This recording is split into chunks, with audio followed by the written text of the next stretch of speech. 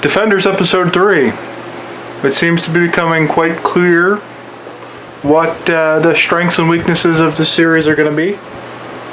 The strengths are going to be individual moments, scenes, and the weaknesses are going to be horrible inconsistency as a whole. Luckily, that formula seems like it's going to work out so that the series is still going to be quite enjoyable despite that. I think the moments are going to be enough. There's going to be enough of them, they're going to be long enough, and they're going to be cool enough that it's going to be really enjoyable.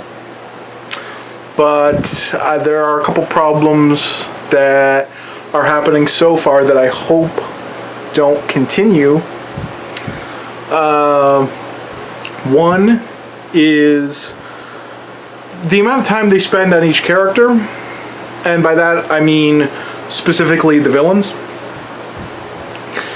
Because in Daredevil, when the main, thrust of it is that it's, Daredevil versus Kingpin, or in Jessica Jones, when the main thrust of it is Jessica Jones versus Kilgrave, you can spend so much time on Kilgrave or Kingpin and make them interesting, compelling characters, and they do, and it's great. And they're arguably two of the strongest points of those series. But that's because also you have, reasonably at least 50% of the time for Daredevil and for Jessica Jones. And in this series, the third episode starts with a lot of focus on the villains. And I'm concerned because there are 4 heroes. You no longer have 50% of the show to dedicate to the title hero. You have, 4 heroes to split all the time between, or even if they're in scenes together, you still have to use all that time for the 4 heroes. So, I hope that, as much as people might not totally agree with this, because people might want to try them to make stronger villains, I actually hope they focus less on the villains, and the villains are not superficial, but to a certain extent more, obstacles for the heroes. Because the show is called Defenders, So, I want to see the Defenders' relationship with each other. I want to see their relationship, with the world around them, and that's not, always doable when you're spending so much time on the villains. That being said, the Defenders do get their time, they do get their place and everything, and it's fantastic, and I enjoyed it thoroughly. And it was the most satisfying thing about this episode was, seeing everything. I feel like saying whether or not the Defenders are together at certain points is a spoiler, but it's not, because they're getting together because they're the Defenders. That's the point of the series. It's not a spoiler. It's like, oh yeah, Daredevil meets Jessica Jones at one point in the series. Yeah, they all meet each other. It's called the Defenders. So it's not really a spoiler to, say, like, they have scenes together over the course of the series. And those scenes so far have been great for the most part. So, and the other problem is, I guess there's 2 other problems kind of similar. One is exposition.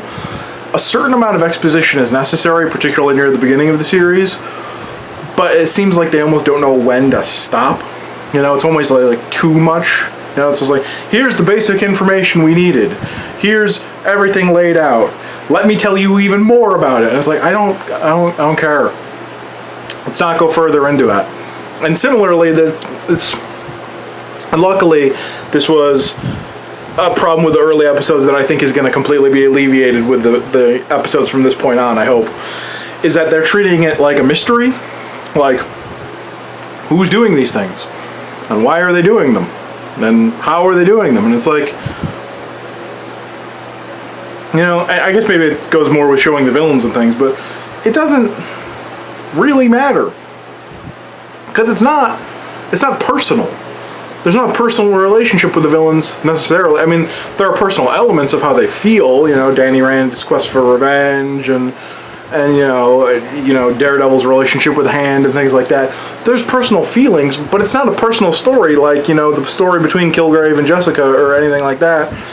So I don't care really about a mystery element of what's going on. I just want to know what's going on. I just want to see it happen and play out. And I don't think that's going to be as much of a problem anymore. But that's how they were treating it in the first couple episodes. Like, ooh, let's solve the mystery. And I'm like, that's not what this series is about. I don't think so. Luckily, that's less of what they're on now. And so if they can get the mystery stuff out of the way, if when they get further into the series and the exposition stuff isn't as bad, they pull back on it a little bit. There'll still be some inconsistencies. There'll still be some problems, but I was very, very satisfied with the third episode overall, and I'm very excited for the fourth episode. And again, like I said, it could change over the next few episodes what the strengths and weaknesses of the series are, but the way it's laid out right now, it looks like, despite the weaknesses, it's going to be a very enjoyable series. So we'll see what happens. We'll watch episode 4, and we'll see if that holds true.